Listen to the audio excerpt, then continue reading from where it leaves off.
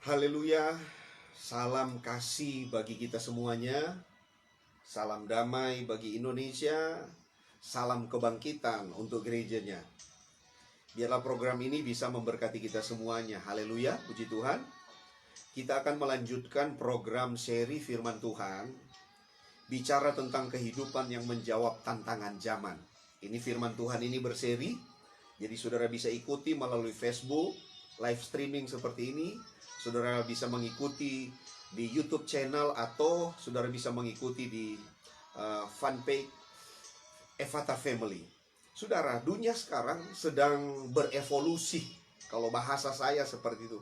Dunia sekarang sedang berevolusi menuju pada tatanan kehidupan yang baru yang diistilahkan dengan new normal.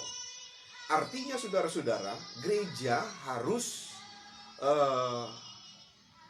belajar untuk mempersiapkan diri juga untuk menghadapi tantangan yang ada di depan.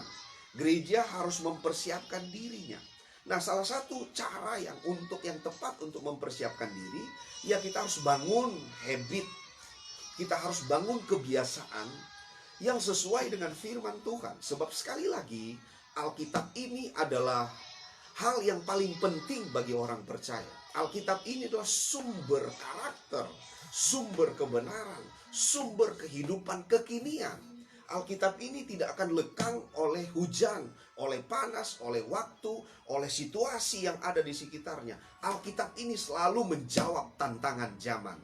Jadi saudara-saudara, dari Alkitab ini kita akan melihat bagaimana agar supaya hidup kita tetap up to date menghadapi persoalan, tantangan yang ada di depan gereja, di hadapan kita sebagai orang percaya.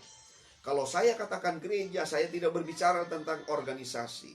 Saya tidak berbicara tentang gedung. Saya berbicara tentang hidup kita yang adalah gereja. Saudara-saudara yang saya kasih dalam nama Tuhan, makanya saat ini kita akan berbicara tentang hal yang sangat sederhana, tetapi inilah sebenarnya yang menjadi dasar dari bangunan rohani kita. Inilah sebenarnya akan membawa kita untuk hidup di dalam kehendak Allah. Inilah sebenarnya yang membuat kita hidup dalam kekinian sesuai dengan firman Tuhan. Langit dan bumi akan lenyap, tapi firman Tuhan akan tinggal kekal. Mari kita bangun new normal life di dalam hidup kita.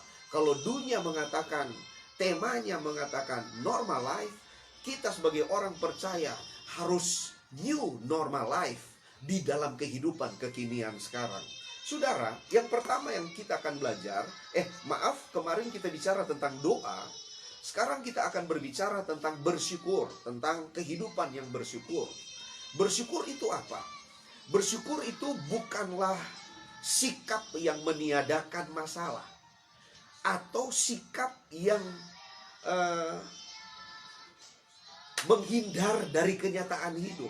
Tetapi bersyukur itu merupakan sikap yang berorientasi kepada Tuhan, merupakan sikap yang percaya dan tetap percaya bahwa Yesus Kristus itu tidak pernah berubah, dulu, sekarang, dan sampai selama-lamanya. Jadi saudara-saudara, bersyukur itu adalah sikap hati.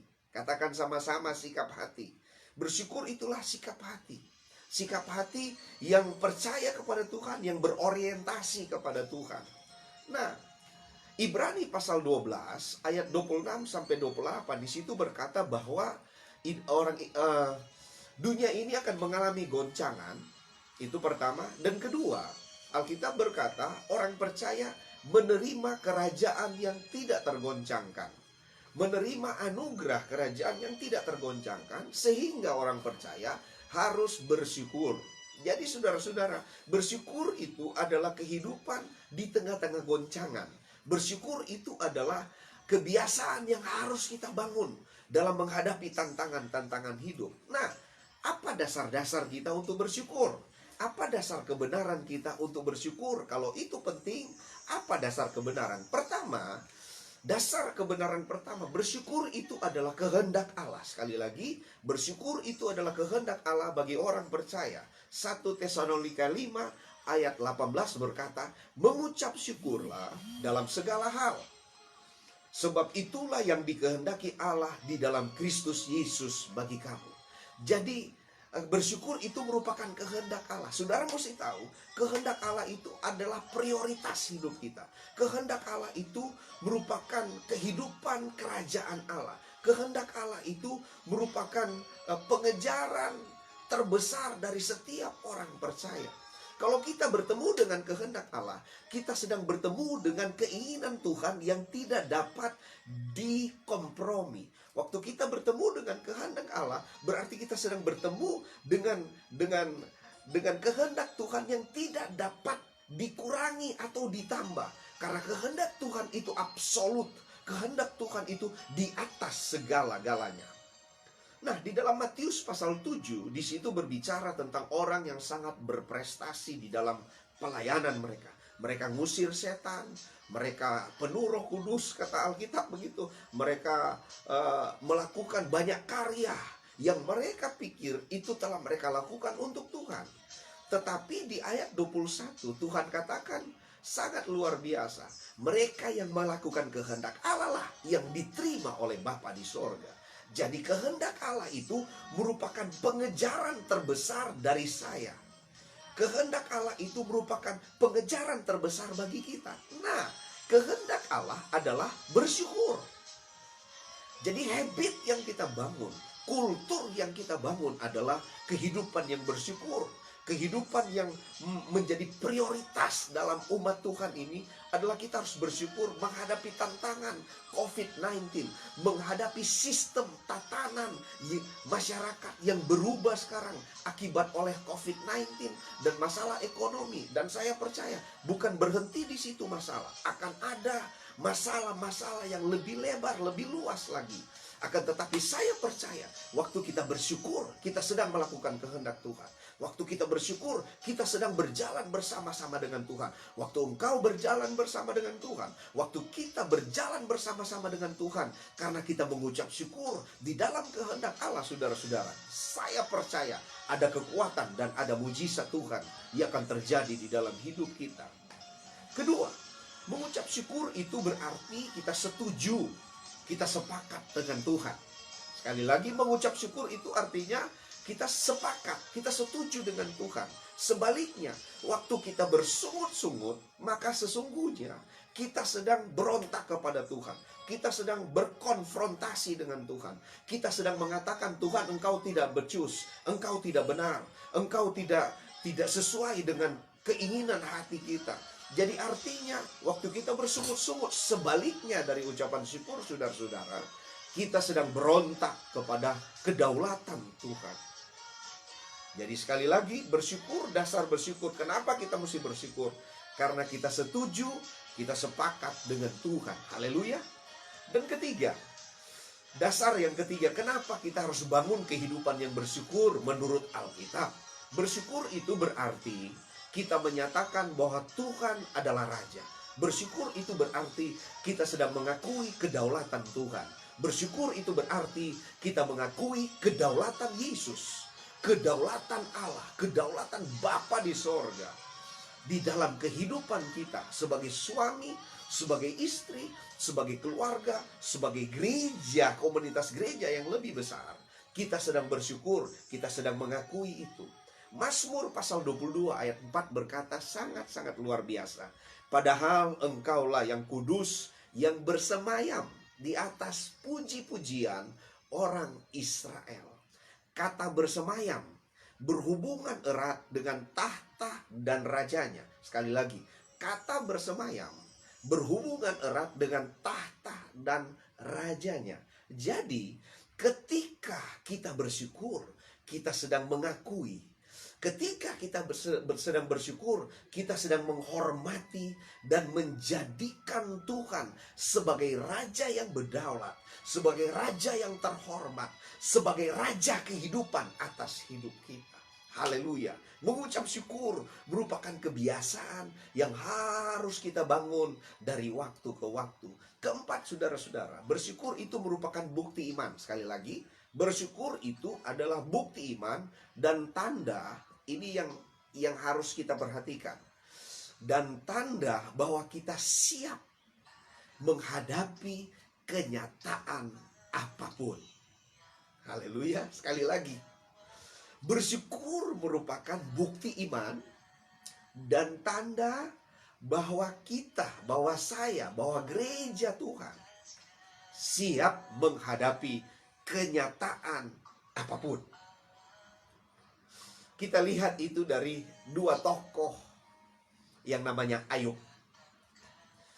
Ayub 1 ayat 21. Kita sudah tahu tentang Ayub yang begitu sangat luar biasa. Tetapi marilah gereja, kita orang percaya, belajar dari Ayub. Dengan telanjang aku keluar dari kandungan ibuku. Dengan telanjang juga aku akan kembali ke dalamnya. Tuhan yang memberi, Tuhan yang mengambil. Terpujilah nama Tuhan. Oh, luar biasa pengalaman Ayub ini, tidak mudah, saudara. Tidak semua orang mengalami pengalaman Ayub yang begitu sangat menyakiti, yang begitu sangat menggores hidupnya. Pengalaman Ayub ini sangat-sangat tidak mudah. Akan tetapi luar biasanya Ayub, dia dapat bersyukur. Dia dapat memuji Tuhan di tengah-tengah badai sekalipun. Haleluya, saudara. Marilah gereja memiliki mentalitas Ayub, memiliki mentalitas dan membangun sekali lagi, membangun kebiasaan kehidupan yang menjawab tantangan zaman. Artinya, jadilah orang percaya yang tidak cengeng. Jadilah orang percaya yang gagah di dalam ucapan syukur, yang kuat di dalam ucapan syukur. Dan Ayub membuktikan bahwa waktu dia bersyukur, dia memuji Tuhan di tengah-tengah badai. Saudara tahu cerita Ayub. Haleluya. Dan berikut satu tokoh di dalam perjanjian lama namanya Habakuk. Kita baca ayat yang terkenal, yang sering menjadikan ini menjadi lagu melankolis kita waktu kita menghadapi persoalan. Tapi coba kita lihat kebenaran di dalamnya. Sekalipun pohon ara tidak berbunga, pohon anggur tidak berbuah, hasil pohon zaitun mengecewakan, sekalipun ladang-ladang tidak menghasilkan bahan makanan, kambing domba terhalau dari kurungan, dan tidak ada lembu sapi dalam kandang. Namun aku akan bersorak-sorak di dalam Tuhan, beria-ria di dalam Allah yang menyelamatkan aku. Allah Tuhanku, itu kekuatanku. Ia membuat kakiku seperti kaki rusa. Ia membiarkan aku berjejak di bukit-bukitku. Haleluya. Luar biasa Ayub. Luar biasa Habakuk. Dua pribadi ini begitu sangat-sangat menyinggung perasaan rohani gereja modern. Mereka menghadapi tantangan hidup yang tidak mudah. Habakuk tetap dapat bersuka cita dan memuji Tuhan di tengah-tengah krisis. Saudara tahu, saudara, kita mungkin harus mengembangkan kehidupan bersyukur ini. Kita lihat tentang seorang peselancar. Saudara tahu peselancar? Peselancar itu modalnya itu luar biasa. Yang harus dia hadapi adalah ombak. Dia berada di pinggiran pantai dan dia akan melihat ombak yang terbaik baginya untuk dia bisa dapat berselancar di atas ombak. Jadi artinya begini, saya mengambil pelajaran yang sederhana dari seorang peselancar. Seorang peselancar itu justru dia akan menunjukkan keahlian, kelihayan hidupnya, kehebatan dia, saudara-saudara, waktu ada badai, waktu ada ombak. Ombak itu bukan musuh dia. Ombak itu justru menjadi tempat dia menari-nari. Ombak itu justru menjadi tempat bagi dia untuk menunjukkan keahlian, kelihayannya, saudara-saudara. Gereja, waktu gereja bersyukur dengan COVID-19, dengan masalah persoalan, dan saya percaya, saudara, seperti yang saya katakan tadi, masalah COVID-19 tidak akan selesai sampai hanya dapat menemukan serumnya, saudara-saudara. Tetapi ada masalah yang akan terjadi lagi setelah itu. Akan ada masalah, saudara. Jadi artinya kita harus betul-betul membangun habit, membangun kebiasaan yang sesuai dengan firman Tuhan. Dan salah satu yang penting yang harus kita bangun, kita mesti bersyukur. Waktu kita bersyukur, kita seperti seorang peselancar, saudara. Haleluya. Kita seperti seorang peselancar. Justru ombak itu akan menunjukkan, akan membuat kita mengeluarkan kesanggupan, kemampuan yang tidak seperti manusia-manusia yang lain. Tidak seperti orang yang lain. Karena peselancar itu merupakan orang yang berani. Orang yang mengerti tentang keadaan yang sementara dia hadapi. Mari kita menjadi peselancar rohani. Bagaimana? Bersyukur. Haleluya. Bersyukur, saudara. Saya tutup program tentang bersyukur, tentang habit, tentang kehidupan yang menjawab tantangan ini, saudara-saudara, dengan satu peristiwa yang luar biasa di Alkitab. Yesus menghadapi masalah. Masalahnya adalah sudah beberapa hari ada banyak orang mengikuti dia. Dan Alkitab mencatat ada 5.000 laki-laki, belum termasuk perempuan dan belum termasuk anak-anak. Yang ada di modal Tuhan, yang ada di tangan Tuhan melalui seorang anak kecil, 5 roti dan 2 ekor ikan. Itu yang ada. Jadi sebenarnya modalnya tidak mencukupi untuk memberi makan orang yang begitu banyak. Tetapi ada satu paragraf yang sangat luar biasa di dalam tindakannya Yesus.